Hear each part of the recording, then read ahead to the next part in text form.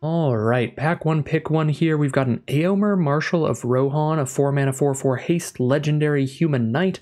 If you get multiple legendaries on the board, then if another attacking legendary dies, I guess it counts itself.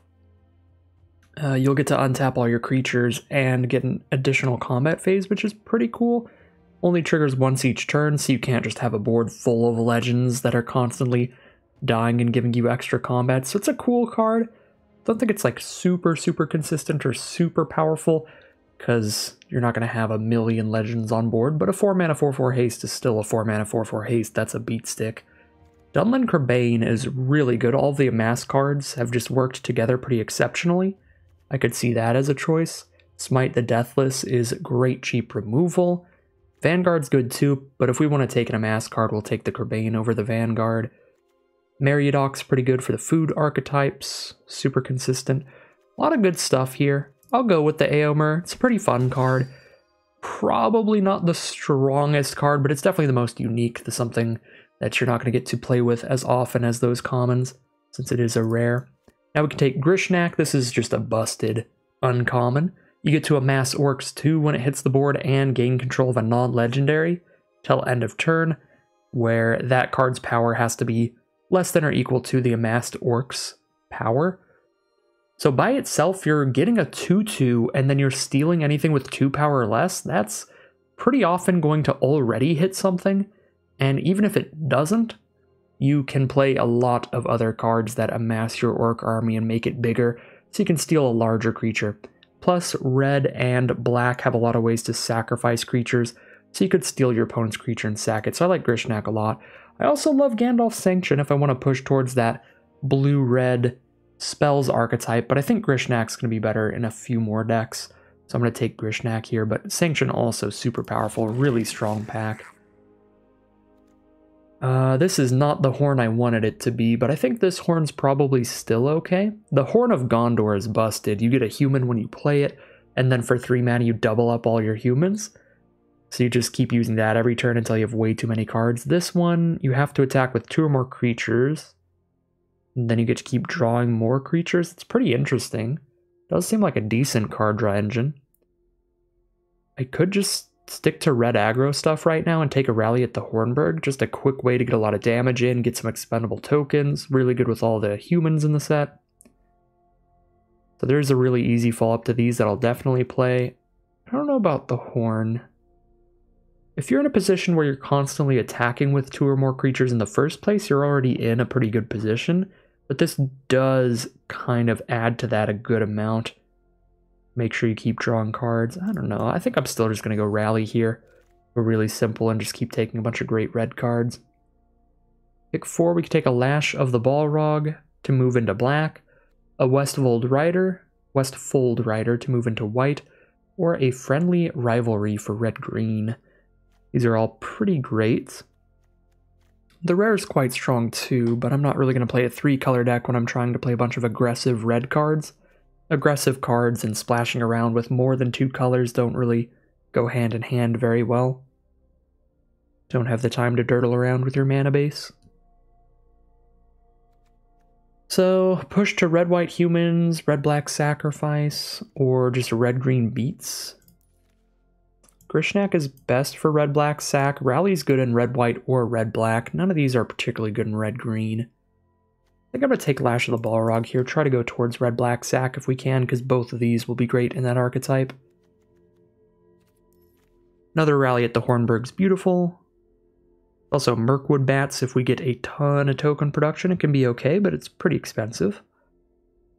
Ambush is a fine combat trick. Knife Wound is pretty mediocre. There's just a lot of really good removal spells in the format. Ooh, pick 6, a second copy of Grishnak. We're definitely going to take a lot of Amass cards then. Try to get this to steal our opponent's best card and then sack it. Could be really good. Pick 7, another rally at the Hornburg. We'll just take every copy in existence. I could take a Nasty End for our first sacrifice card, but I'm going to stay super heavy on red. Haunt of the Dead Marshes is fine, but I think these white cards are a lot better. Both Westfold Rider and Protector of Gondor are great for red-white humans. We are technically only one card deep into black. Got 3 2-drops already, so I'll take the 4-drop creature if we move towards whites. And that might happen because we see another Protector of Gondor and a Bill the Pony. Bill the Pony's a fine card, but I don't think it's going to be great in red-white. I guess we could play a lot of Legends with Éomer. We could play 2 Grishnak, an Éomer, a Bill the Pony. Bill's kind of a 4-mana 4/4. You get 2 food tokens, so twice during combat it's going to be a 4/4. You know what? Sure, we'll take the Legend. Bill the Pony himself. Now there's a Strider out of green. Strider is very strong, but Rohirrim Lancer is pretty great as well. Just a solid 1-drop, and we're definitely playing red instead of speculatively playing green. I think I'm going to take the Lancer. I'd really rather not end up in red-green. Take a white combat trick. It's probably not super likely, but I guess it's possible we could try to go fully mono red here. Doesn't seem like it's probably the right thing to try to do, but if it's open enough, it could be fun. Our best cards are definitely in red, and we have more red cards than anything else. Really late friendly rivalry. Sort of feels like I'm supposed to be in red-green. I just think the color pair is really weak in general. It just doesn't have anything thematically or synergistically going for it.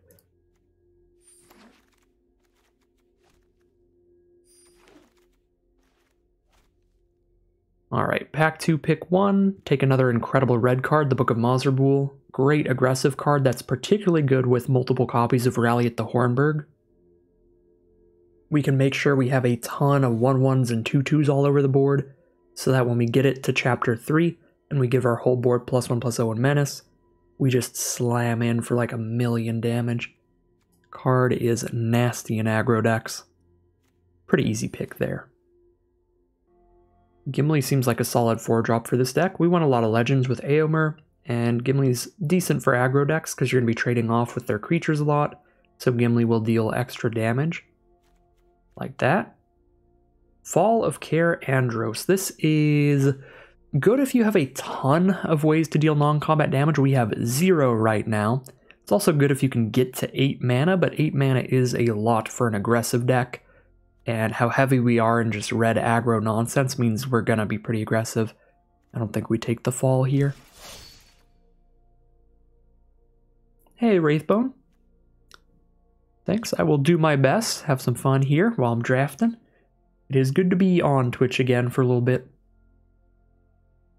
Don't really want another 4-drop, so I'm just going to take the Battle-Scarred Goblin, I think.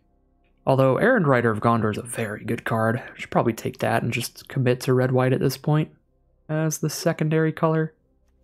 Errand Rider of Gondor is significantly better than a Battle-Scarred Goblin or an Olog High Crusher, and we do have 1, 2, 3, 4 Legends, and if we get anything where the ring tempts us, we can get some Ring Bearers on board. Get that card draw going.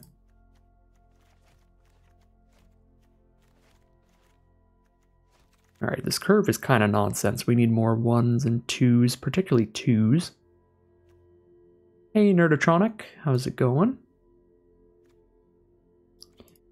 Aerodream Spearmaster's fine. Goblin Fire Leaper is fine. Not in love with the Fire Leaper, but it'd be nice to get more 2-mana cards. Get a 4th 2-mana card instead of a 5th 3-mana card. Also Esquire of the King, though. It's a decent 1-drop. I think I like the Lancer better. Just hard to dump the mana into playing around with that. Nimble Hobbit's a good Ring Bearer, I guess. Bunch of nonsense here. I'll just take the Fire Leaper. I'm not super into it because you do have to commit a lot of mana into this for the Fire Breathing effect. 2 mana for +1/+0, but you can stack it into a lot of damage off the death trigger, which is fun. Not really anything here. There's a Blade, which is good if we end up with like almost all humans. Which I guess we currently are doing pretty good on humans. We have 4 humans, but we also have 3 Rally at the Hornburg. Oop. So Blade could be okay. Probably better than Gimli's Fury or Fire. Maybe Gimli's Fury is okay. We've got a good amount of Legends, but I'll go for the Blade.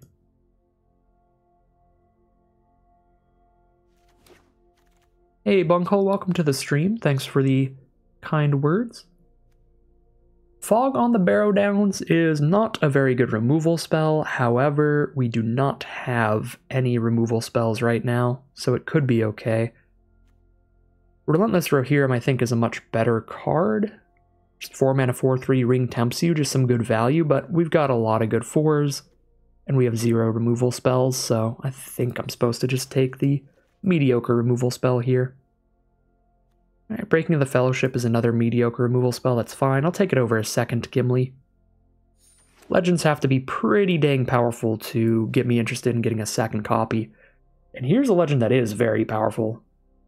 I don't have a first copy, but still, 5 mana for a 5/4, you get a 1/1 human every time it attacks, and it's a 5/4 haste as well. Thing is absurd. Improvised Club is great too. Alright, we're just like red-white legends all over. Now we've got a Westfold Rider for a great 2-drop. Happy to see that. Move this blade over, that's not a creature. Rohirrim Lancer's pretty good with the Dundane Blade, and just as a cheap human. Or Dunedain. Don't know how to pronounce that one. Could take another blade. I don't think this is an Olog High Crusher deck. We don't have a ton of goblins or orcs. Definitely not a Shire Terrace deck. I just wouldn't play this unless I'm splashing a third color, and we are an aggro deck. We're not going to be splashing. I like Spearmaster a good amount to take it over the 1-drop, even though I have a lot of 3-mana cards. Alright, pack 3. We gonna get any goodies in the end? Anything to really hold the deck together? I think more than anything, we're looking for some premium removal spells. You know, 2 mana, 3 damage, instant speed burn, stuff like that. That would be quite good. Not much of anything here, honestly. Got an okay instant sorcery count for the Flamesmith. Definitely not splashing in a Gandalf. Could take another Fire Leaper, but again, I'm not super into that. Could take the 1-mana combat trick. Got a lot of 4-mana creatures, so I don't really want the 4-mana combat trick creature. Yeah, not much really going on here. I guess I'll just take the Flamesmith. Alright, there's a Smite the Deathless. That is what we were looking for. Excellent cheap removal to clear the path early. It also exiles to prevent any graveyard shenanigans. Excellent pickup. Another Rally at the Hornburg. I am pretty okay with that. A lot of 1/1 human production in this deck. Get a really wide board state. Yeah. Seems fine with me. Could also take an Oliphant so we have like one big finisher kind of creature. But the 2 different versions of Aomer are pretty good finishers and aggressive strategies. Improvised Club actually looking pretty sweet in this deck. We have 4 copies of Rally at the Hornburg, so we can definitely sacrifice some 1/1s to deal 4 damage. Potentially even throw it at our opponent's face to finish them off. Take an Improvised Club here. Got 14 creatures. Oh, next pack is here. I like Reprieve quite a lot, but Improvised Club is also sweet. And this is a good Hobbit Sting deck with 4 Rally at the Hornburgs and a Protector of Gondor for multiple cards that put 2 creatures on board off 1 card. Grishnak as well. Grishnak is just really dumb. This thing is 3 power and toughness for 3 mana and an active treason. I could see Sting, Club, or Reprieve. I'm just going to go for another Club here. I really like the idea of being able to just throw 4 extra damage at our opponent's face late game. Potentially finish them off. Landroval's fine. Get some flying damage in late game. Could also take Westfold Rider. Really depends on if I want to super front load the curve or get another top end card. I'll get another top end card. It's another legend as well for Aomer, which is fun. Another Fog on the Barrow Downs. I don't know if it'll make the cut. Fairly certain the Rohirrim won't though, since the 4-mana legends are kind of just more fun cards.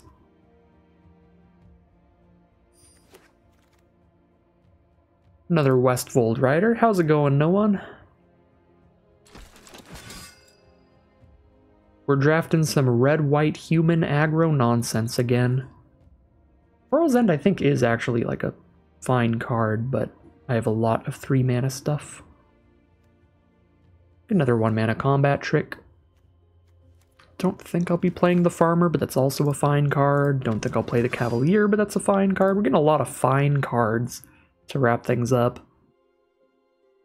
I actually think I'd rather have an Esquire than a 5th 4-mana card.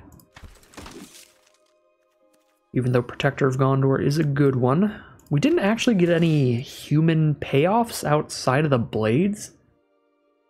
I would have loved to see one copy of like Erkenbrand in this deck. That would have really added a lot of action. Erkenbrand is the card that gives your whole board +1/+0 every time you play a human. Every time a human enters the battlefield. So with 4 copies of Rally at the Hornburg, Erkenbrand would be absolutely insane.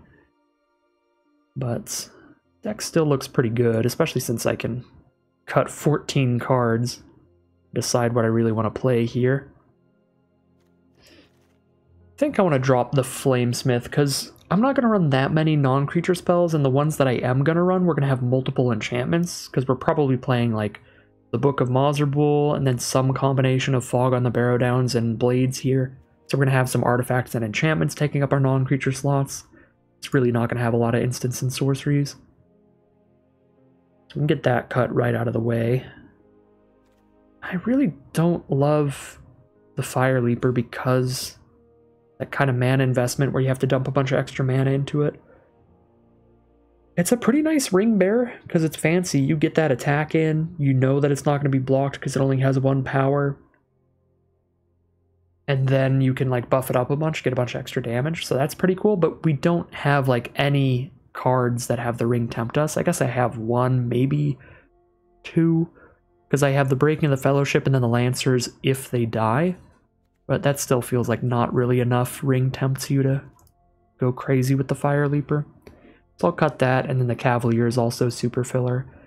And that still leaves us with 7 2-mana creatures, because we have 3 Westfold Riders and 4 Rally at the Hornburg. I'm pretty cool with that, and I like the idea of all these rallies because if I play like Errand Rider of Gondor on turn 5 or something, I could like play it, draw a card, draw into a Rally at the Hornburg, play the rally as well, and it'll also give the Errand Rider haste. So Rally at the Hornburgs, they're like great 2-drops to get early damage in, but also sometimes late game, maybe turn 6 I play Protector of Gondor and a Rally, or turn 5 I play an Errand Rider and a Rally and get a little bit of extra haste value. Yeah, the deck building bug is really, really annoying. I was comforted to hear that I'm not the only one who has the bug, but I guess that means everybody gets to get annoyed by it. But just the freeze frame for like 5 seconds every time you move a card around or cut a card or add a card. Really hope they update Arena sometime very soon. Honestly, I don't have tremendous value from playing legendary cards. I have Éomer and Errand Rider of Gondor, but both of those cards are solid without legends on board. So maybe I do cut Bill the Pony, but come on, it's Bill the Pony, look at him. Absolutely adorable.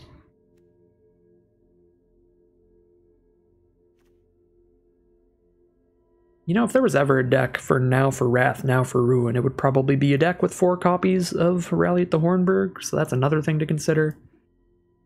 Yeah, I have 4 copies of Rally at the Hornburg. I also have 2 copies of Grishnak, which also gives me 2 creatures off of 1 card. And a Protector of Gondor that gives me 2 creatures off 1 card, so we could have a really wide board for this thing. Alright, let's cut the random Gimli's Fury combat trick. I could just cut all the combat tricks, but I think 1-mana combat tricks are still kind of sweet. I might cut the Fogs on the Barrow Downs and just not have removal for big creatures. We just try to outrace the big creatures, kill the small ones with Smite the Deathless, Improvise Club, combat tricks. Yeah, 3 mana, sorcery speed, doesn't get rid of abilities at all. A lot of things I don't like about Fog on the Barrow Downs that I think make it okay to cut them. God, how do you cut a deck like this? There's too many playables. 16 creatures and 4 Rally at the Hornburg and Book of Mazarbul. So we basically have 21 creatures. So I guess it's by cutting more creatures. I'm gonna cut Bill the Pony. I think Protector of Gondor, Gimli, and Éomer are all better than Bill in here. Could cut a Spearmaster. But Spearmaster can really make our 1/1 tokens a lot more useful. A pretty large difference between 1 and 2 power, like being able to attack into 2/2s. 4 rally might be a lot. Yeah, I think I want to lower to just a tiny bit of top end here, like maybe cut Landroval, but keep the big haste finishers. Cut a land. How many humans do I have? I feel like almost everything is a human, so the blades are probably pretty good. 11 humans and 4 Rally at the Hornburg? Yeah, that's legitimate. Gimli's been kind of meh. Yeah. I mean, we're not like killing or trading with a lot of opposing creatures, to be fair. We're just trying to get in under them. Race in quickly. Give all our 1/1s menace or +1/+1 vigilance. Yeah, I see Gimli being a cut. That's super fair. Okay, now I'm at basically 18 creatures. I think I want to cut a couple primarily non-creature cards now then. Never played the Blade before, but I think it looks pretty good for this deck, because again, just turning these 1/1 human tokens into 3/2s, that's pretty big. And then trading the 3/2s off kind of 1 by 1, sending them in. Maybe I cut Breaking of the Fellowship here and just run Smite and double Improvised Club, because it's a little bit awkward. Your opponent needs 2 like equally sized creatures on board so you can have their big creature shoot their other big creature. Drop a Breaking. And I could just run all instant speed burn instead of combat tricks here and drop the escapes and call it a deck there. And it's just a really nice, pretty aggressive curve here. Plarterer X. I hope I said that correctly, but thank you very much for the follow, and thank you for the 500 bits. Thank you very much. Welcome to the stream. Hope you're having a good time. This looks pretty good. I like the curve. We've got a few burn spells there to clear the path. The double club can also finish our opponent out of nowhere. Giving the whole board menace is huge. I really like the Book of Mazarbul. Still not 100% convinced on this sorcery, because it's really bad when you're on the defensive. At least with the book, you still get creatures on board. But this is still going to be strong when we're in an aggressive position and we've cast a few copies of Rally at the Hornburg or something. Or even just like, if I get a curve out, this deck's going to be dumb. Like if we play a turn 1 Lancer, turn 2 Westfold Rider, turn 3 Grishnak, that's already really, really good for a Now for Wrath, Now for Ruin, and that's even if we don't hit a rally, because we also have like double Grishnak for getting 2 creatures down off 1 card. Yeah, this seems good. 15 red cards and 9 white. We'll go 7/9 then. Yeah, I also have double red cards with Éomer. That is true. That is true. We could just be one of these decks that's just like, well, never get in the position where you're in a defensive position. Just always put your opponent on the back foot. And that's how you can make Now for Wrath, Now for Ruin pretty good. Getting extra toughness on riders is big. Yeah, +1/+1 counters so they don't just trade into 1/1 tokens. I could see that. There's like 1/1 spirits and 1/1 human tokens and all that kind of stuff. We do have double blade for that as well, which helps. Yeah, I think this looks pretty reasonable to me. There's definitely other builds. I mean, red-white was wide open. We have... Not only do we have several other cards, but we have several other strong cards or decent cards. Like, we've got 2 really cheap combat tricks. We got 2 removal spells. We've got the big flyer in the end, trying to chip in for the last points of damage in the sky.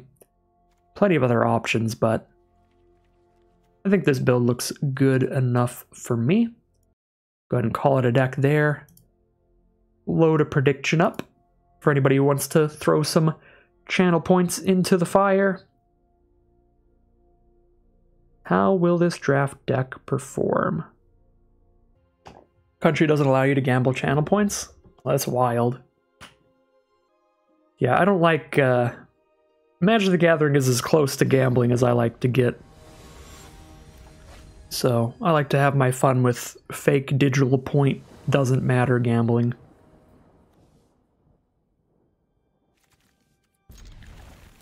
So what are like the Pokemon games that have casinos in them banned too?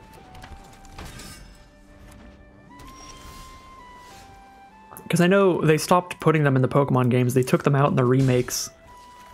Because they had like slot machines. Like pachinko machines in some of the early Pokemon games. And then when they remade them, they took them out. Well, we can still attack in. Goldberry doesn't do a lot, right? Just moves counters around. Yeah, we can still attack in and just trade. Play another Rider.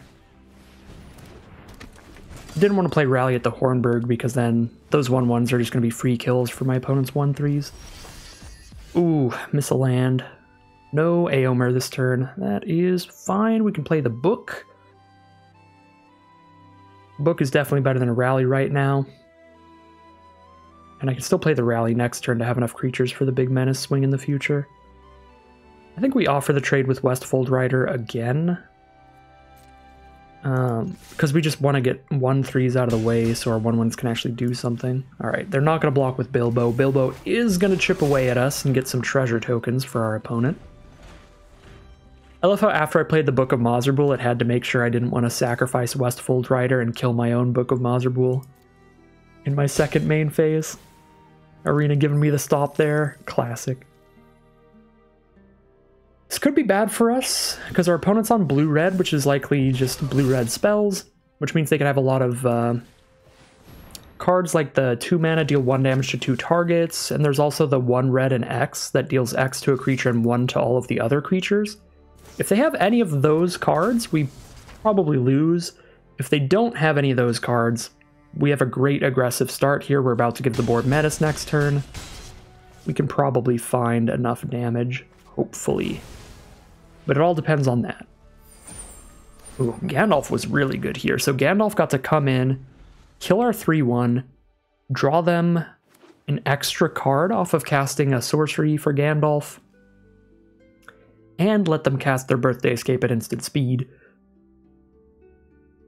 So Gandalf was phenomenal there. They are down to 8, though, facing a Book of Mazerbool, so we're going to have a full board of menacing creatures. I gotta find some kind of burn, even if it isn't one of the cards that wipes our whole board. If it is one of the cards that wipes our whole board, game's pretty much over. But they could definitely still be in the game if it's just like 1 or 2 regular burn spells.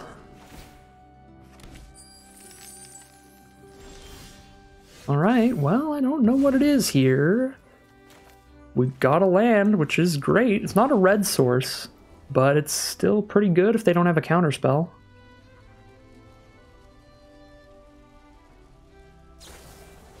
They do have a bounce spell, so they bounce it back to our hand, but they're already done on board. Alright, cool. So, we'll never know. Maybe they would have had something that could have like burn spelled one of our creatures to survive, but then they had to spend their counterspell on our Now for Wrath, Now for Ruin to stop it. Alright. 1 game down. 1 good use of Now for Wrath, Now for Ruin, but a lot of that was because of how good the Book of Mazerbool was, so I don't know how much credit I'm going to give to the Now for Wrath, Now for Ruin there. But that was a great game. Just played a bunch of little aggro dorks. Beat down. We did the deck plan. And it succeeded. Alright, 2-drop, 3-drop, 4-drop. We're on the draw, so we're likely to find land 4 by turn 4. The Grishnak could be really good if our opponent plays a small creature. Get even more damage in. Like, this thing, you don't even have to be a sacrifice deck for this thing to be nuts. Right? Because if your opponent has a creature with power 2 or less, this is basically a 3-mana 3/3, and you hit your opponent for 2 when it hits the board. Right? You get a 1/1 and a 2/2, and hit your opponent with their own creature.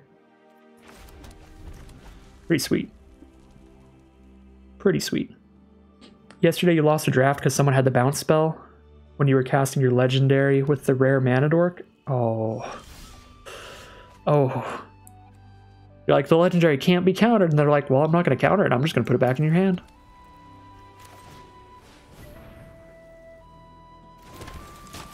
Technically not countered. We are playing against red-black. Rakdos stuff, and they are on like full control mode over there. Opponent is taking things seriously, giving us no information. Well, Grishnok's not going to be big enough, but after a Book of Mazarbul it will be. If I play the Spearmaster, though, then I can get in this turn. Spearmaster into Protector of Gondor, or do I book into Grishnak? Both are strong. It's really close. I'm going to book into Grishnak. I mean, book does get better the more creatures I have on board, so maybe save it for later, but the impact next turn of a Grishnak is going to be huge.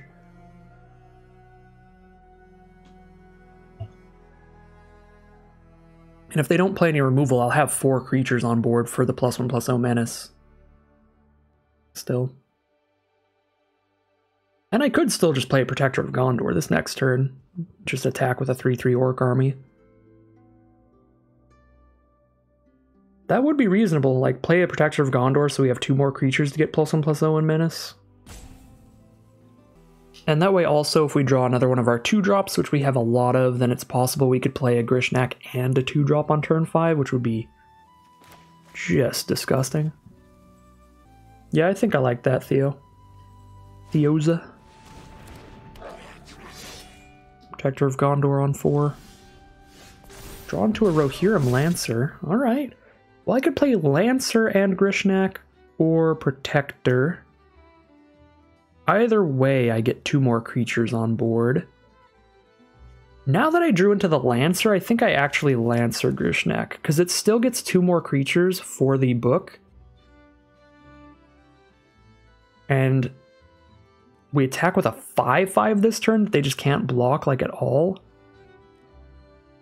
They could trade their Berserker off or just take an extra 3. Grishnak is just so much immediate damage here that I think I want a Grishnak. I guess Grishnak after the Menace is good because it clears out a blocker when our whole board has Menace, which is massive. If I play Spearmaster Lancer, all I attack with is a 1/1. Still good, though. Yeah. That does still feel pretty reasonable, because stealing a creature when a majority of our board has Menace is going to be like the strongest it's going to be, because they need 2 creatures per block.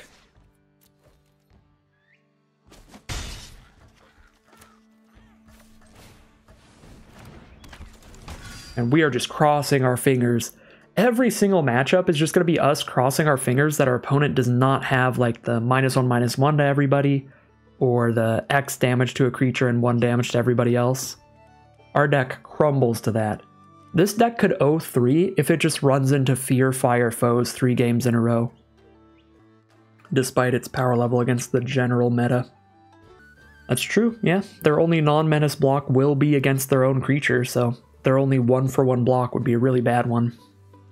And next turn Grishnak could be absurd. Whoa! We don't have any blocks that we can make that don't end in one of our creatures dying. Is this going to be a board wipe or something? This is either a board wipe or like a concession, I imagine.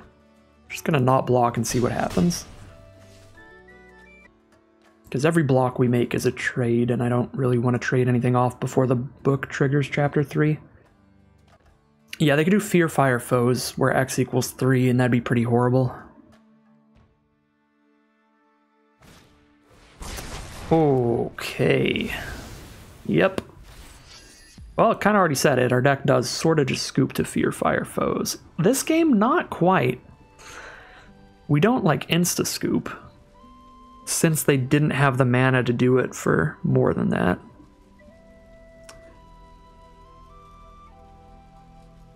Not sure who should be the Ring Bearer. It's a level 1 Ring Bearer, so it doesn't really matter. It's just slightly harder to block. Level 2 Ring Bearer definitely matters. You need to put that on whatever creature you're going to be consistently attacking with. Get your draw a card, discard a card every turn. Yeah, Fear and Lash of the Balrog. Well, I did a pretty good job of kind of nullifying us here.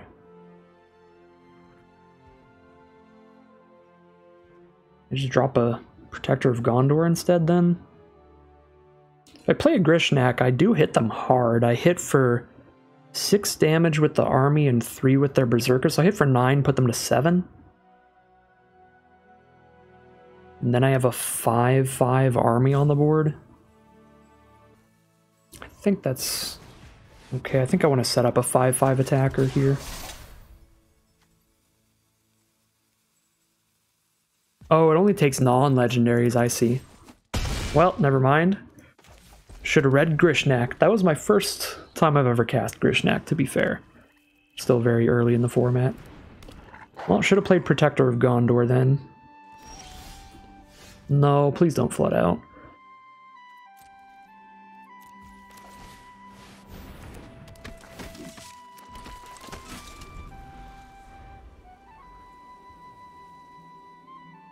So if we had played Protector of Gondor, we would just play Protector. We would hit them for 2 less damage, so they'd be at 12.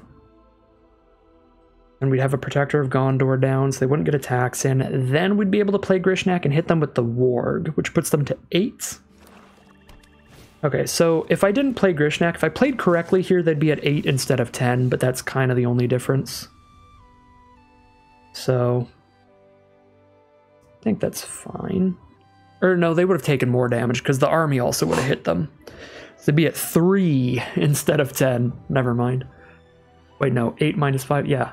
They'd be at 3 instead of 10, or they wouldn't have a Berserker on board anymore. Yeah, that panned out poorly. You just Aomer and go for it? No, because they've got a 4/5 now. So if I attack with Aomer, they eat Aomer with the 4/5. They eat our 3/3 with their 4/4. Block this 1/1, take 6, go to 4, but then my whole board is gone pretty much.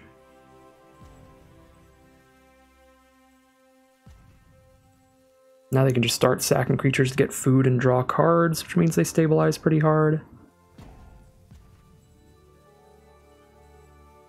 Yeah, this Aomer probably would have been lethal if I realized that Grishnak can't steal legends. Very far from lethal right now, though. I mean, I still probably just run it out to get the mana investment out of the way, but I have to just kind of pass. Like, if I attack with a 5/5, I trade it down into a 4/4. Attack with anything else, it just dies without trading.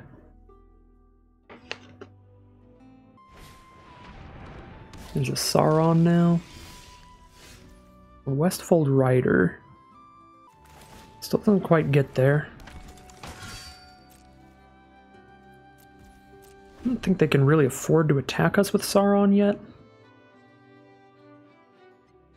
We're still in it for a potential top deck. Now for Wrath, now for Ruin, probably the best one.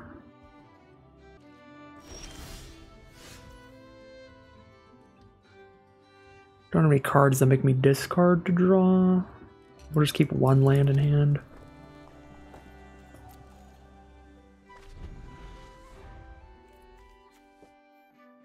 Yeah, this one was a bummer. Fear Fire Foes is just really hard for our deck to get through, and we would have scraped by barely if I curved out correctly. Protector first, then Grishnak. On the plus side, we'll never forget that Grishnak cannot steal legends now. We'll remember that forever. The joys of trying to fully comprehend 7 lines of text on a brand new card. RIP. Oh, snap. That's kind of a draw.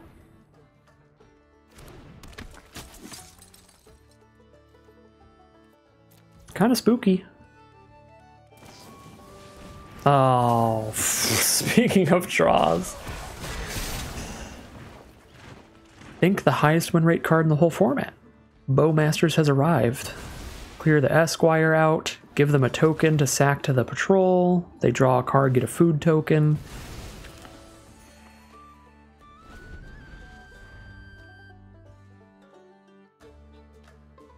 They could even just sack the Bowmasters, draw a card, get another food, be up to like 16 here.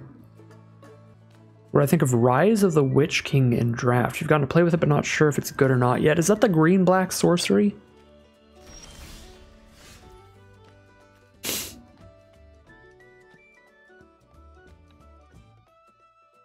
I can't take their Sauron. I think that card's pretty good. I have not gotten to play with it yet, but I think it's pretty good. You want to build around it a little bit, but if you just have a couple of like the green or black land cyclers, like you land cycle one of those on turn 3 and then you play that on turn 4, sacking your 1/1 or 2/2 or something, and then just get back a 6/5. I think it's pretty good. Pretty good if you build around it. It's not too hard to pick up a couple of the land cyclers in each color. I don't think I can do much with this Grishnak. So I sack the first one, get this one down.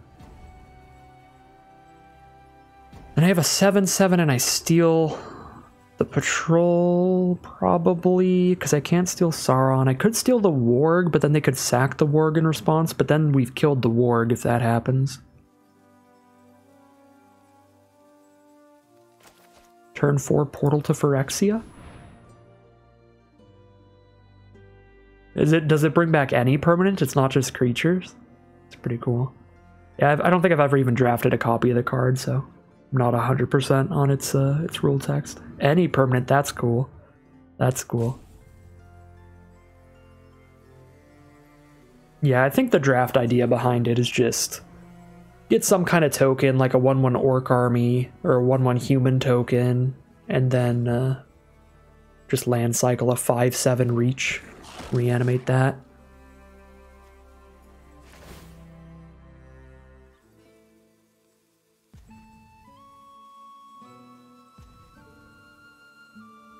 That is true. You could play with them in Alchemy if you're okay with playing with some digital only cards. I guess you have to do that in Historic as well, because none of these are Explorer legal even. Ew. Isildur's Fateful Strike, my army, and now all I can steal is the Bowmasters, which they can just sack to the patrol. Yeah, this game's been pretty over for a while. I can kill their food token.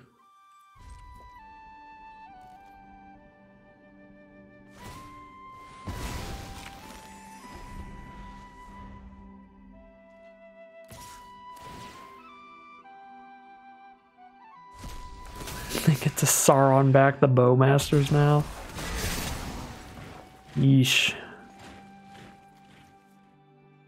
I'm just gonna wrap it up there.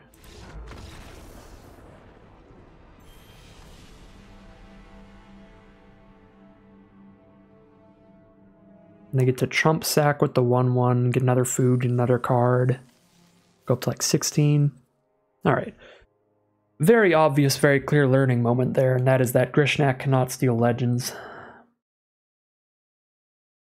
Believe we would have barely scraped out a victory if I knew that. The other learning moment is that our deck 100% scoops to Fear Fire foes, but talked about that before they even cast the Fear Fire foes.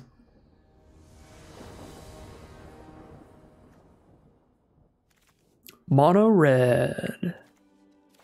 Weird hand, but okay.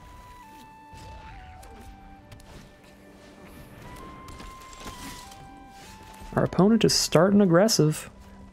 Esquire the King, buff the board. They get a legend, it's only 3 mana to do it. Westfold Rider?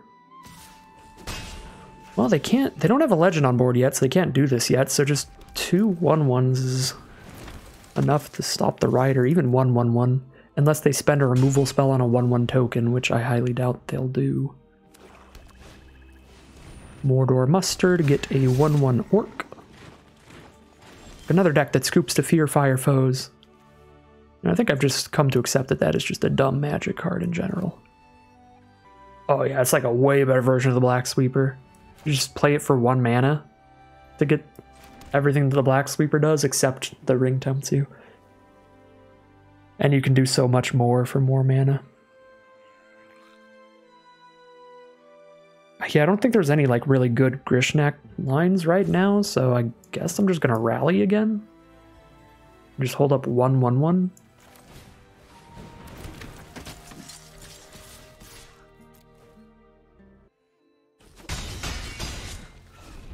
Yeah, maybe they have 15 of the indestructible, the Darksteel Mirror, the 0/1 indestructible. Hey, in Commander, weirder things have happened. Somebody Rite of Replications their Darksteel Mirror just to be like, all right, try and kill me. Play the Book, then the Aomer, then Menace? And then Grishnak the turn it pops off? Because then... Yeah, I like that. I also have the ability to go Grishnak plus Smite next turn if I need to. Book was a really good draw. Oh, no, it wasn't. They have a Westfold Rider on board. Well...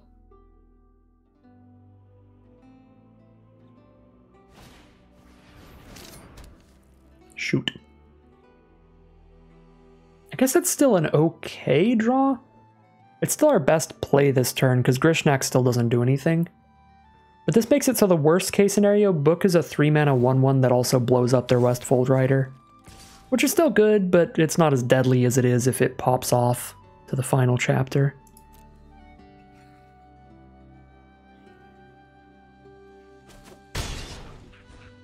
Yeah, like, I obviously wasn't thinking through the game there about the Westfold Rider's ability, but this would still be the line if I did realize the Westfold Rider was on board. And they haven't used it yet, so now it's going to be a 3 mana 3/3 that blows up their Westfold Rider at worst.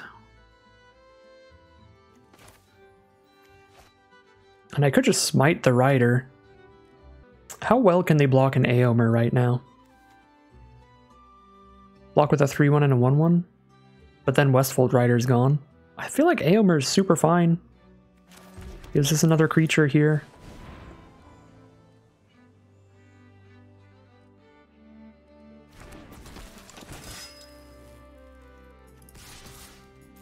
Pretty hard to die with 5 1/1s on board, unless they are main decking the -1/-1 to everybody. And then we kill them next turn. Golem's Bite, trade into a 2/2. That's fair. That's still a 2 for 1. I guess not really, because that's the token.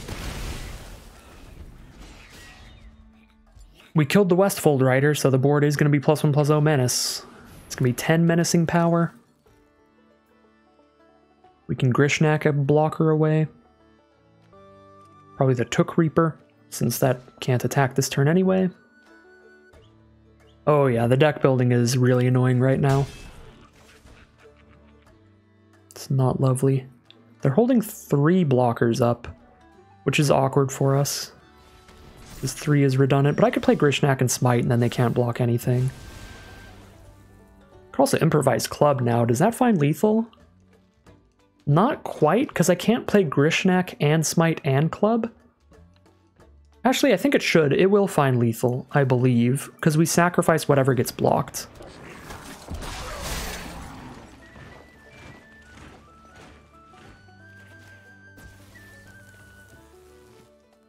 Right, it's 12. 10 of it gets through. It's 1 damage off from lethal.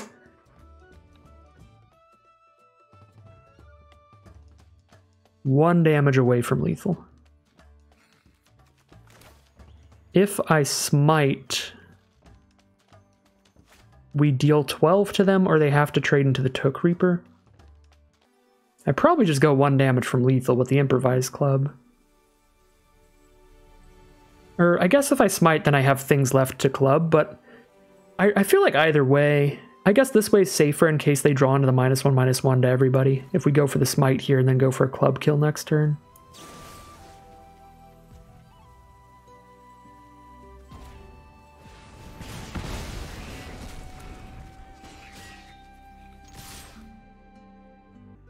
I mean, Sack Reaper, Club to Face does put them to 1, and then we still have, you know, like 6 creatures. So we're really likely to just attack in for lethal the turn after this. And then the only thing they could really have to beat us there would be something that gives -1/-1 to our whole board. This way, even if they have the thing that gives -1/-1 to the whole board, we can still club them with our 2/2. Or our Spearmaster. We can play Spearmaster, then club their face. There might be a different card that I'm not thinking of here that the other line plays around better, but this plays around a common that black has access to, so I think I'm cool with this. The black and 2-mana sorcery for -1/-1 to everybody. Yeah, there's a website that people like to use for building their decks on building their like sealed decks outside of Arena. Oh, thank you for the hydrate. I do need to refill my my water bottle, so I will do that right after this game. Thank you for those channel points. We'll make some glug glug noises in a second. But yeah, there's like a website that people will use where they can export just the sealed deck. Yeah, sealeddeck.tech. I would definitely do that for sealed events right now. And I guess you could do it with draft as well. If you finish your draft and then you just exit the deck builder and save as is, there's probably a way to do it. It's a lot easier to do with sealed though. That feels like basically a necessity for deck building right now. And switch into the side view to make changes. Does it not lag out on the side view then? That would be fair. Am I still using the same water bottle I've had for years? It depends, probably. The really massive one? Or the plastic cup? I use both those. I also just reuse the little plastic disposable bottles. Because they are exactly the right size to put fruit punch flavor mix in. Have I upgraded the squeaky chair yet? No, I love the squeaky chair. Squeaky chair is my homie. I have another chair that's less squeaky, and I'll use it when I am recording, usually. But it's not as comfortable. It's like I've made a deal with the squeaky chair. It's like when your chair's falling apart and you've duct taped parts together and everything, but it's just comfy. It's just comfy. All right, I gotta go refill my water real quick and hydrate. We got some channel points for hydrate, so I'll be right back. Squeaky sounds. See, it's still here. All right, we gotta make some hydrate noises.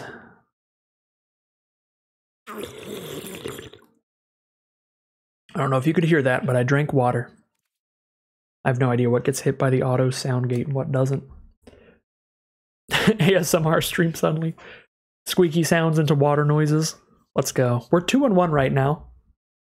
If we continue at this pace, then we'll be 4-2, and then we'll get our 5th win before our 3rd loss, I think. Believers, cross your fingers and hope for no fear fire foes from any of our opponents.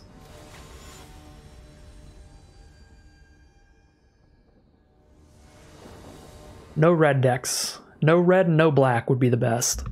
Because then we don't have to worry about fear fire foes or the -1/-1 card.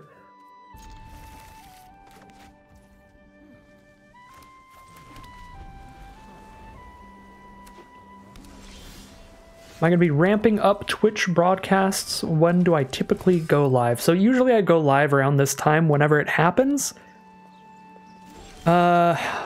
Honestly, don't know if I'm ramping up Twitch broadcasts. My life has been a lawless wasteland this year. So I just do them kind of whenever I can. I have a bunch of ideas in my head of what I'd like to do when I do get streaming more often and everything, but I can't say anything with confidence right now. It has been a heck of a year, personal life-wise. So I'm just fully focused on making sure that I can maintain the daily YouTube videos at least. That is so annoying. Opponents being annoying.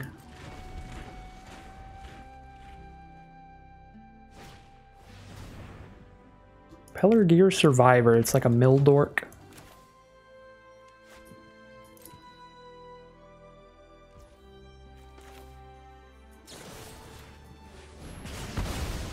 Exile that. Drop an Aomer and send that in, I think. So I work seasonally now, Sudoku. I just work during back to school season and Christmas season mostly. I've had a lot of family commitments and obligations and things come up that are pretty massive for the time period. And I'm about to go back into the overnight shift for back to school season. But for now, I'm just doing a lot of family stuff and keeping the YouTube going daily. Drop Errand Rider now. I could also just drop another Aomer. We can double up Aomers, which is really funny. Sure. Please don't have a third counterspell. Please don't. Please don't. Okay. I will cry. No! I've been soothed. I guess Smeagol's been soothed.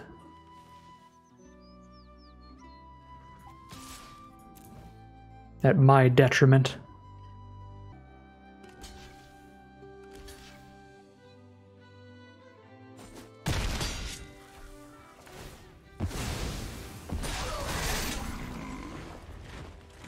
Alright, those are some good blocks for our opponent. They get to stop all the damage and then still have a blocker left.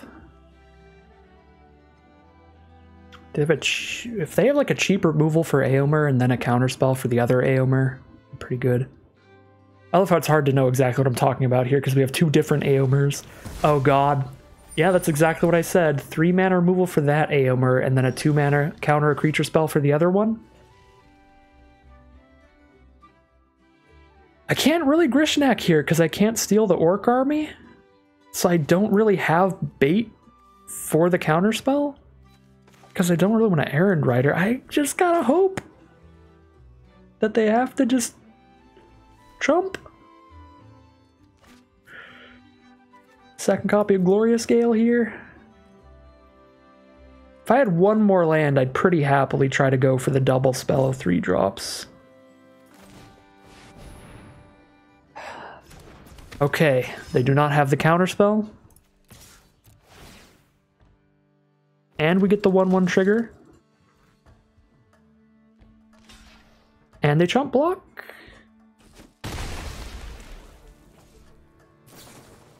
Alright, they just have an instant speed draw spell. But yeah, anyways, back on YouTube and Twitch streaming and all that stuff lately, I've been obviously focused on keeping up the daily videos, but I've also got a bunch of plans and stuff for future videos and stuff, and I'm trying to get things recorded so that I have a nice backlog of videos to keep releasing periodically for while I am working overnights again, you know, 40-hour work weeks, so that I don't have to record a video every single day while I'm doing the full 40-hour work weeks there as well. So, been busy setting up for back to school season. But I really, really enjoy this set. I think the mechanics are great. I think the flavor and the lore is pretty fun. So a lot of the free time that I get, I think I will try my best to do some more streams, because I think I'm going to be drafting this set more than any other set in a while. It's a very unpopular opinion, but I didn't like March of the Machine that much, honestly. It was fine. It was fun, but a lot of the limited content creators that I watch and listen to try to like stay in tune with the general meta of the game and everything, really liked the set. A lot of them say it's in like their top 10 of all time, and I'm just like, I don't know. I did not feel it. Did not feel it that much. That's fair, War Furnace. I have not played the new Zelda game. I didn't even play Breath of the Wild because I had a Wii U at the time, and it ran really poorly on the Wii U, and I care about performance. I don't care about performance like to an extreme measure, but like Wii U Breath of the Wild in certain areas drops down to like 10 FPS, which is just was not enjoyable for me at all. And then I got kind of like butthurt and a little angry about it because they'd always advertised it during marketing as the Wii U Zelda game, but then the Wii U flopped, so they kind of turned it into the Switch Zelda game over time, and it was very clearly just a shoddy Wii U port at that point. It wasn't designed from the ground up for the Wii U, so it just didn't run well on the Wii U. You couldn't use the gamepad to go through the menus and stuff like that. Like, it was just, I don't know. It was a really bad version of the game on the Wii U, so. But yeah, I agree with that, Nerdotronic, as well. Like, I feel like it was everything that I kind of didn't like about Cube. Not much like what I loved about Cube.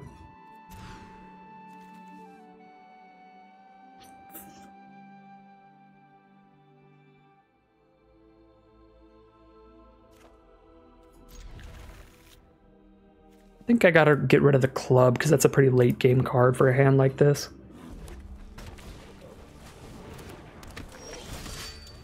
Yeah, I'd give March of the Machine like a C+, B-, in my opinion. But most of the popular limited creators, like Lords of Limited and Limited Resources and all that stuff, I think they're saying it's like an A tier draft format.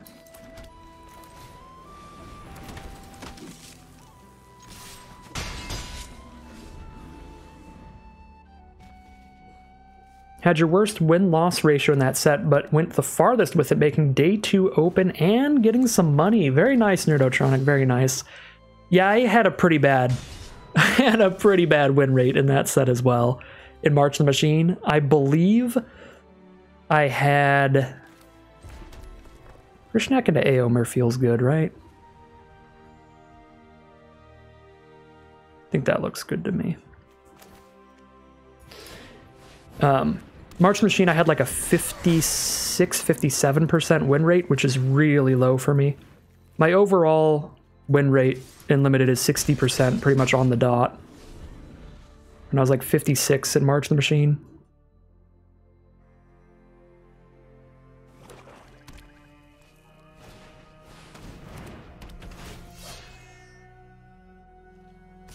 Oh, you were 1 win away from the money. Oh, that's a bummer.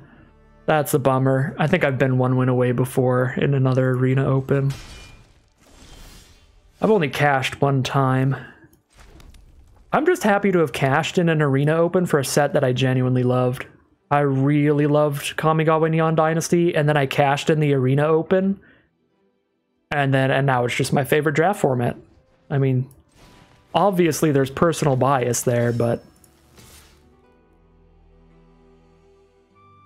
So Aomer just trades for Gimli, and then I don't even do anything with my second attack. Is that worth it? Probably. I have a bunch of 1/1s and 2/2s on the board right now, so if Gimli stays around, that's a pretty bad time for me. I'm just going to get machine gunned by Gimli's axe. It's going to be like that gun in Tiny Tina's Wonderlands that just shoots swords at you. That's Gimli with all my 1/1s.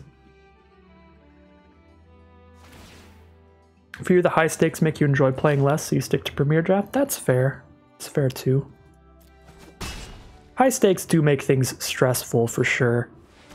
I do think that I generally enjoy playing in Mythic tier less than I enjoy playing regularly because of the fact that your number bounces around so much when you win and lose. Like, that adds an extra layer of stress that I just don't need.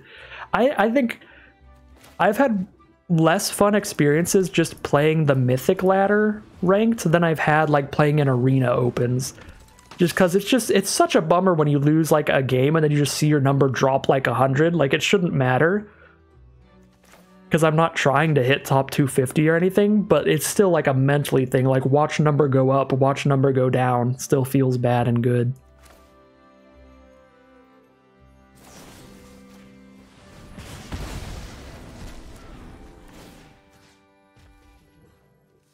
Can't really get in with anybody until I get a super wide board, but at least our opponent can't do anything either. We're in like a top deck war now.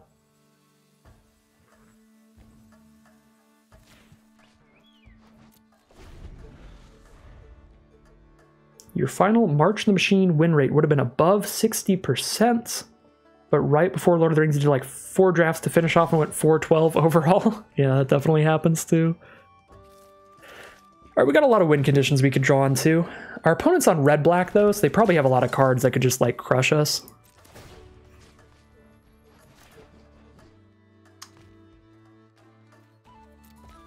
Like, if they draw into a Fear Fire Foes, we're going to lose, but if we draw into our +1/+1 Vigilance to the board thing, we're going to win. If we draw into our Book of Mazarbul, we're going to win.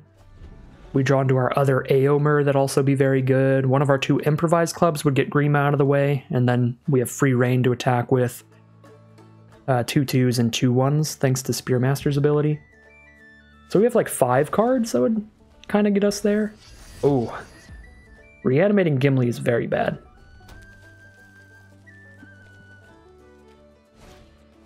That is super spooky.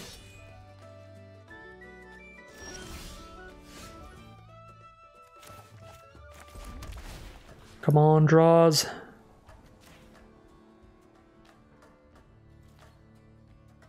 Let's find an Aomer or a book or a Now for Wrath or one of our 2 improvised clubs. The clubs are less good now, but we can still get Wormtongue out of the way and attack into Gimli with a 3-2.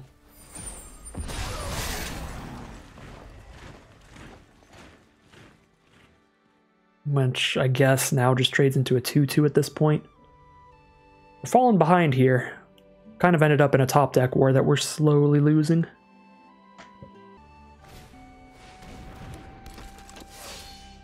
Another solid creature. Buff a Gimli up. 5 power. I'm gonna have to lose 2 creatures to trade into it. And I get trampled over and lose some extra damage, but if I let it keep hitting me, I am going to die. Alright. If I draw into another Grishnak, just a 2-2 army is big enough to steal one of their creatures. Because all of their other creatures are small enough to get stolen by another Grishnak, so I don't think I need to leave this Orc Army on the board. And I believe that's the only Grishnak I've drawn. Yeah, so we still have another one in the deck.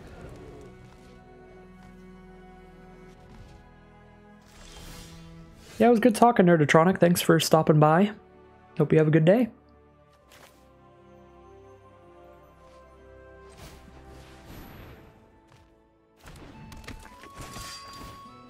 It's gonna be a long one. We're just chilling.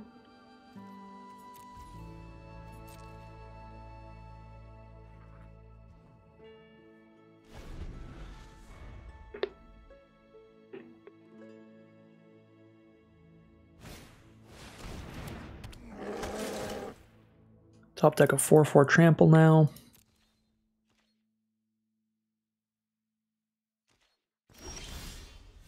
There's the improvised club. Feels a bit late now, because if I sack a 1/1 to kill the Wormtongue, they can still respond by sacking the Goblin, amassing 2, then they have a 4/4 army and a 4/4 trampler. So I feel like at this point I have to use the club defensively instead of offensively. So if I just kill Grima, they have 2 4/4s to block with still. We're not breaking through.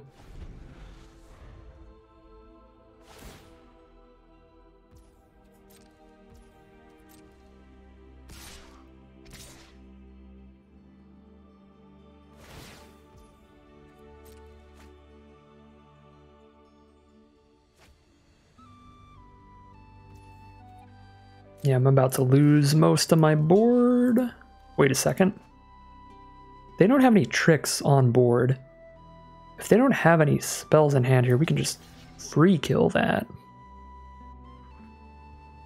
And then just lose a single 1/1 to kill the Crusher.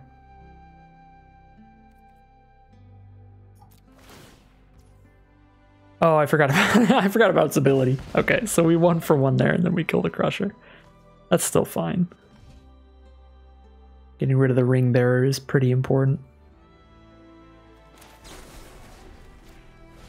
So if they can draw a card, discard a card every turn, then they definitely win the top deck war. Seen twice as many cards as us. Alright, I'm glad that I kind of punted the Spearmaster block onto there, forgetting about the ability, because if I forgot about the ability and tried to block it with 2 1/1s, that would have been absolutely disastrous.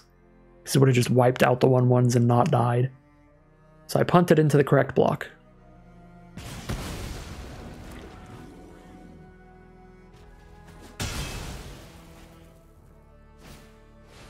Gothmog. Oh my god, please. No more.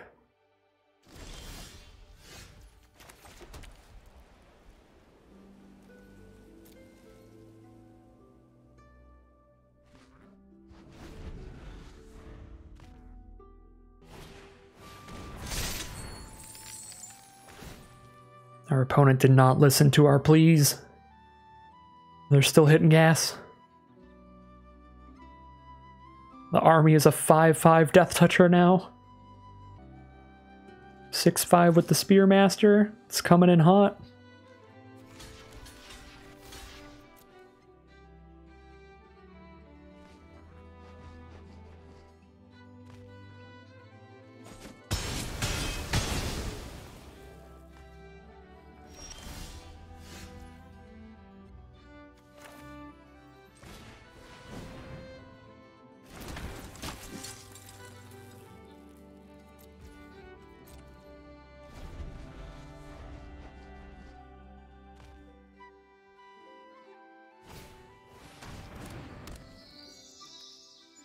Well, this card is very good in a board stall like this. Got more than enough mana to keep putting counters on their creatures. One at a time. That already makes the Morgul Lieutenant too big for us to kill on blocks. I am forced to block if they attack with both, or I die. And I still die if I don't chump here. Because if I don't chump, I go to 2. Grima hits me for 1 by sacking Gothmog, and then they sack something else in their upkeep, and I die.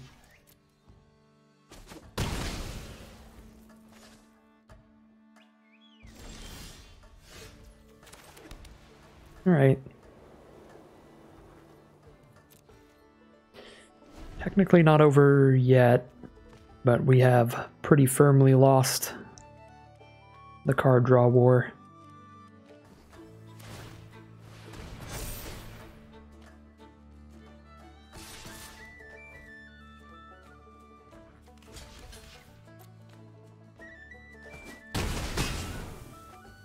Die in 2 turns. Blade. Make it a 3/2, still not big enough. Alright, we die in 1 swing from here. Block Gothmog. Take 3. Okay.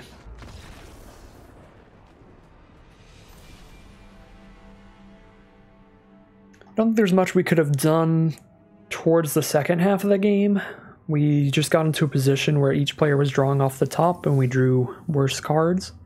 But early in the game is something that we would want to look back on. Like go back, watch the VOD, see those early lines with... We had a lot of different creatures on board, a lot of different abilities and triggers. Maybe there were some combinations of attacks that could have gotten extra damage in there, or forced our opponents into some blocks that would get the board state favorable for us.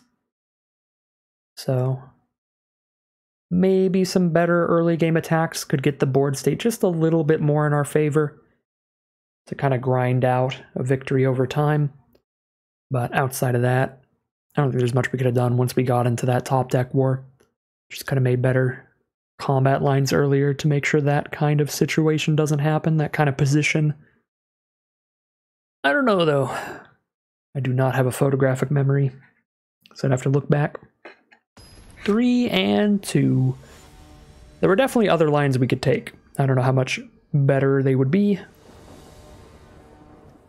but there were certainly multiple options with our early attacks there.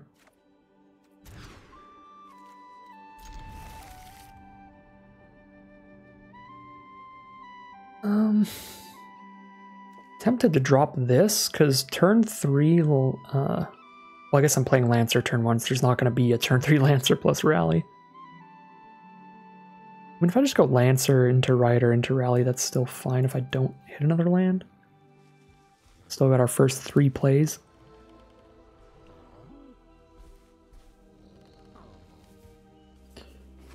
But that is something kind of cool you can do. Is if you have 1-drops like Lancer, you can play Lancer plus Rally on turn 3. Not in a hand like this, obviously, because we get to play the Lancer turn 1. Playing against blue-green. I like that that color pair cannot have stuff to wipe our whole board. However, they did start with the best card in the whole archetype on turn 2. Arwen. So every time they scry, they get a +1/+1 counter on a creature. This is just like the best payoff for the archetype. Good card is quite good. Best case scenario here, we can find one of our fling effects and throw 4 damage at Arwen as soon as possible. Worst case scenario, we just don't find removal and Arwen takes over the game. We have 3 removal spells that are good enough. Hey Jace, how's it going? I think Grishnak looks very good here, because we just steal Arwen and then not even attack into Elrond with Arwen. So we play Esquire plus Rally, but then I don't even get the haste value from that, because I'm not really attacking in. But I'm getting a lot of creatures, which is fine.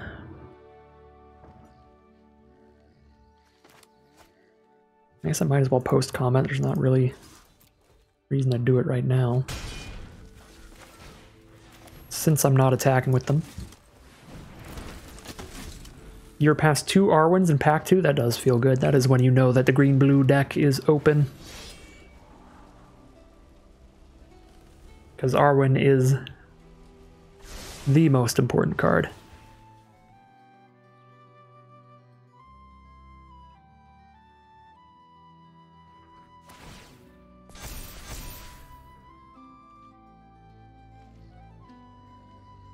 I feel like we're losing this game.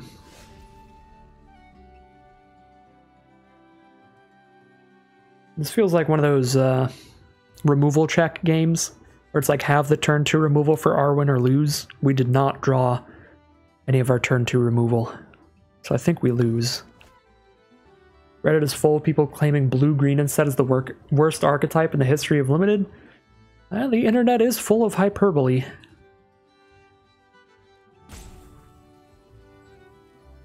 They're relatively weak colors, but if you get one of the really strong payoffs like Arwen, you can do strong things. I could still Grishnak and steal Arwen, but to what end? Like, I need to just play Errand Rider, and we gotta find like our +1/+0 Menace card. Oh, there it is. That gives us a possibility. Yeah, stats-wise, performance-wise, it is not doing well.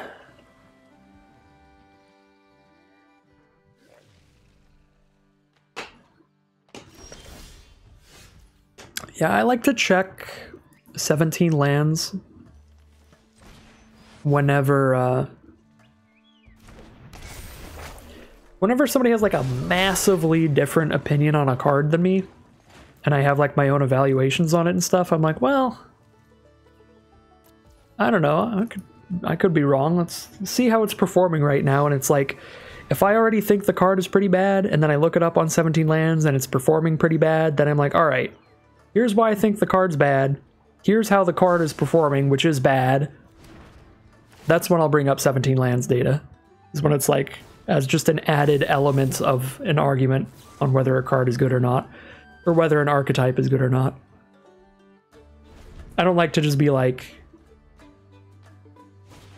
17 lands says this card sucks, period, that's it. I'm like, here's why I think the card sucks. And then also here's the data saying currently it's also not performing well, so it probably does.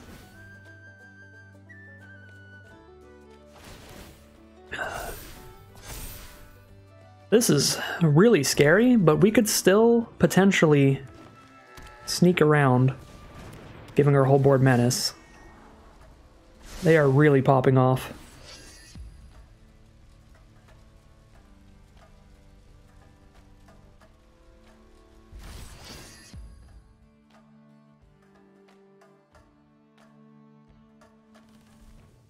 I mean, I have to find a way to still have creatures left to attack with menace. Yeah, I mean, 100% this game, like I said before, if Smite the Deathless was in our opening hand, I think we'd be in a really firm lead right now. But since we didn't draw it until now, they've gotten a lot of action with Arwen. Even Elrond as well, being the consistent scry card. Killing either of those would have been pretty good. At this point, I can only kill the Arwen, but killing the Arwen is good, so I'm going to do that. I'm happy they didn't attack me at all, because I feel like I'd be obligated to chump block a little bit. I guess now Grishnak. No, I've got a 3/3 army, so I can steal a 5-power thing with Grishnak. So I can probably get the Nimrodel Watcher, even if the Chance Met Elves gets bigger. We could maybe get around all this stuff. Oh. Oh dear. Yeah, that's true. The Saga, the +1/+0 counts as well. It just cares about the power at the time, not the permanent power. So if it's got 5 counters on it and +1/+0, then yeah, we can still a 6-power creature. Okay. Math is for blockers. If I fail this math check, I lose. But whatever. Oh yeah, the Watcher's legendary. We gotta steal something else.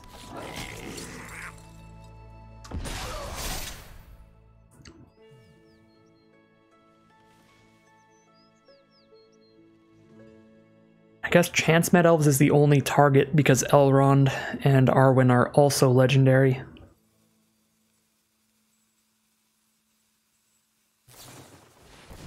Greyhaven's Navigator. Oh my god, with Arwen that's going to make it a 7-power creature so we don't get to steal it anymore because they had the second Arwen. Oh lord.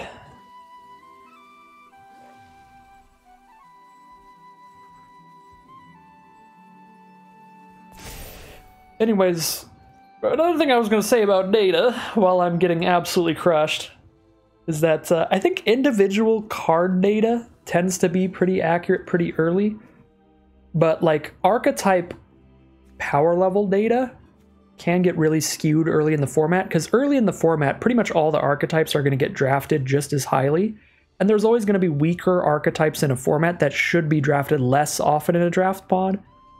So when those weaker archetypes are getting drafted by like 2 or 3 players in the same draft pod, then they perform really, really badly.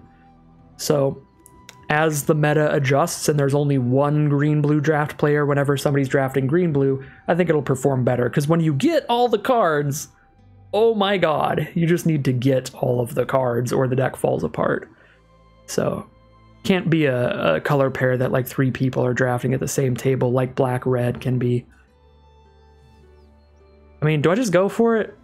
Like, if I don't kill them right now, I'm just going to die anyway. I'm not going to get anywhere near killing them right now, though.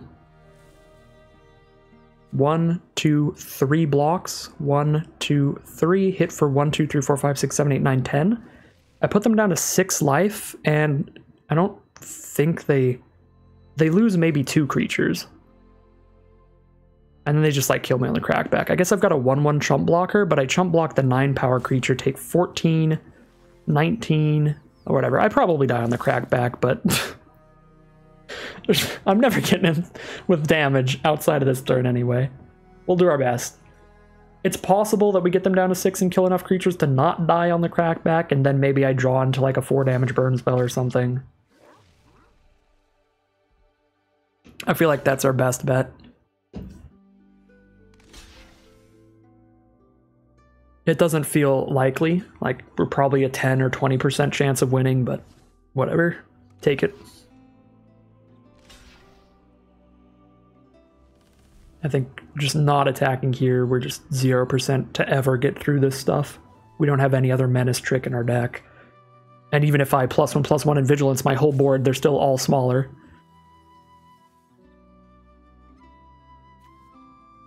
What is this getting blocked by?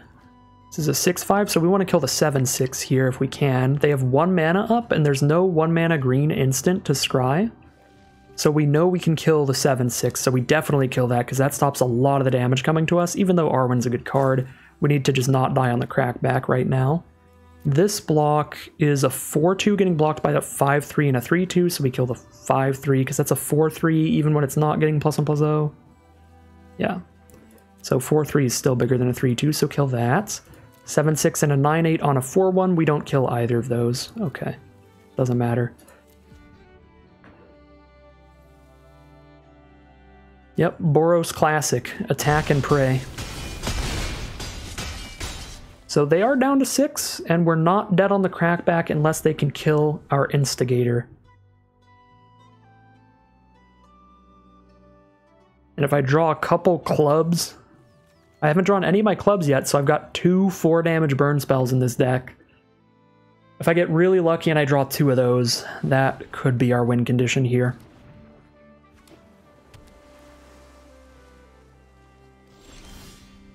Protector of Gondor, that is a 4-drop. If I attack with everyone and use Esquire of the King, they can block 3 creatures because 2 of our creatures have menace. So they just go block, block, block, or they go block, block, and block a menace card. 2 creatures get in, I put them to 2 life. I'm at 20. They have 16, 17, 18, 19, 20, 21 power on board. So I die on the crackback.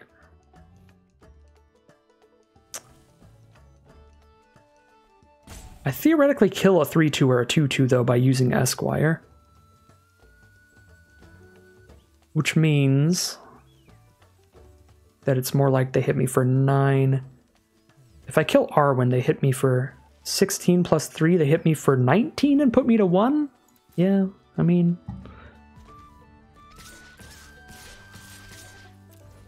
Go big or go home. Swing and pray.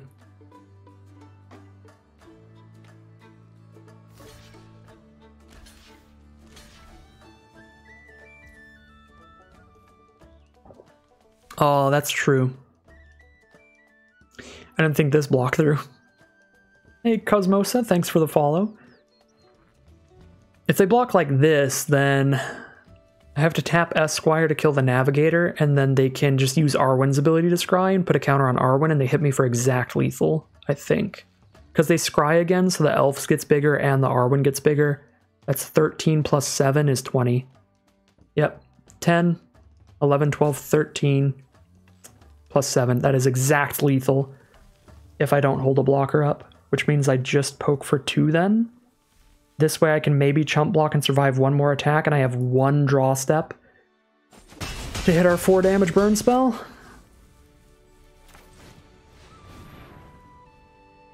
We're playing to our outs here. Now we have 2 cards in our deck that win us the game on the spot. And I've got 2 copies. Yeah, 2 copies of Improvised Clubber in there. Double checked the deck. Oh no, they got a food. They had the mana to play a Genercent and have the 2 mana to get the food eaten. No. Food token, why?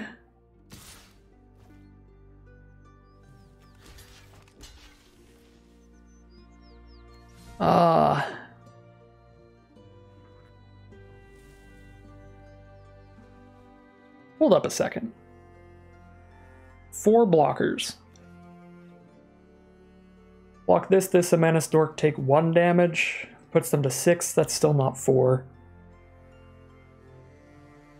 I don't really have a crackback for this. Also, I can't buff the Esquire. I can't buff my board with the Esquire. I don't have a legend on board anymore.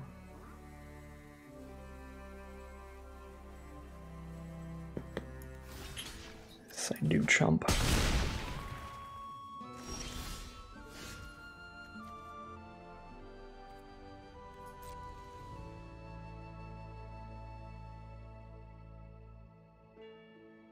Ring bearers are kind of spicy against this board state. If one of my Lancers dies, I can make a 3/1 ring bearer and the only creature they could have to block with is Arwen. Which I guess at this point, they don't need Arwen anymore, they can just trade her off. Yeah. If they didn't have an Arwen, then an unblockable 3-power creature would be sweet. I don't think it's worth it here. Probably just chump with a Lancer to get the ring bearer onto the other Lancer. Just completely unblockable 1 point of damage. Versus trading into Arwen.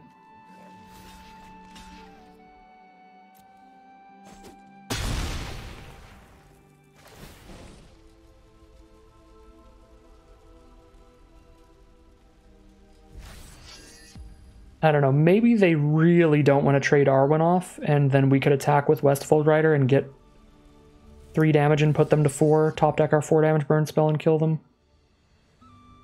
That kind of still feels like our best bet. Aomer means we'll get another combat step after the Westfold Rider dies. I don't think it'll matter. Protector of Gondor matters a lot, though. Protector of Gondor can give us blockers. So they have 9 mana, so I can attack with Westfold Rider. The only thing they can block with is Arwen, which they could spend the 6 to scry, but then Arwen would still trade. So we send in the Westfold Rider, and then we play Protector of Gondor post-combat. Okay, Arwen is going to trade. They're going to play around the 4 damage burn spell. RIP in pieces. Oh, they're going to have a combat trick too? To save Arwen? Maybe. They're going to scry, get the counter. They put the counter on the Arwen, so... Oh no, they still just trade. Okay, I don't know why they put the counter on Arwen then. Okay, cool. Play Protector of Gondor, then I can chump block with Rohirrim Lancer to make Protector of Gondor the ring bearer, then they have nothing on board that can block it, so I can hit for 3, which gives me 1 other turn to draw my 4 damage burn spell.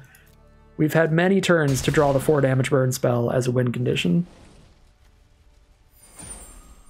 They did scry something to the top though, so they might have kept some piece of interaction to make sure they don't die. That is not that spell. Put them to 4. Draw a card, discard a card. That is also not that spell, but it's 2 chump blockers. Okay. Probably better to get 2 chump blockers than 1 Aomer. Next turn, I guess I could play an Aomer, and all of their blocks would kill Aomer, which means if they do, I get another combat step to kill them with Protector of Gondor. Currently, if they don't kill me or my Protector of Gondor, then I can kill them next turn with Aomer. Because their only blocks on board kill Aomer, which gives me another combat step. Alright. They killed Protector of Gondor, so now we're back on top deck the 4 damage burn spell.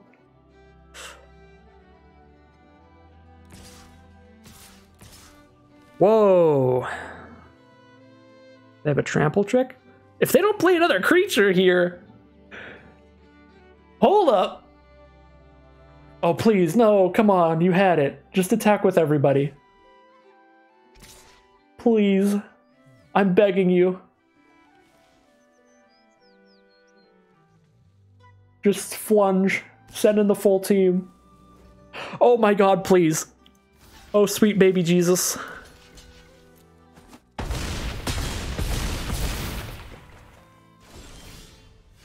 Go, Aomer! Go! No!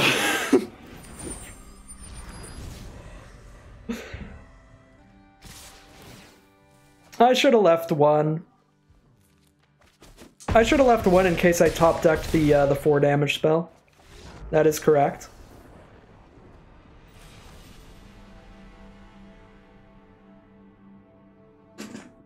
That was a great game of Magic. Good lord. Yeah, no, we should have left the 1/1 back, because if we drew into the 4 damage burn spell, that would have been a better play than playing Aomer, since it would get around the counters that only counter creatures, which there are 2 in the set. There's only 1 counter spell that counters any kind of spell. So should have kept 1/1/1. Could have made 2 more tokens for the burn spell. Well, that was what I top decked. So if I top decked the 4 damage burn spell, then I wouldn't have had the make 2 1/1s card. But yeah, I played it out incorrectly. It didn't matter. We didn't draw the burn spell.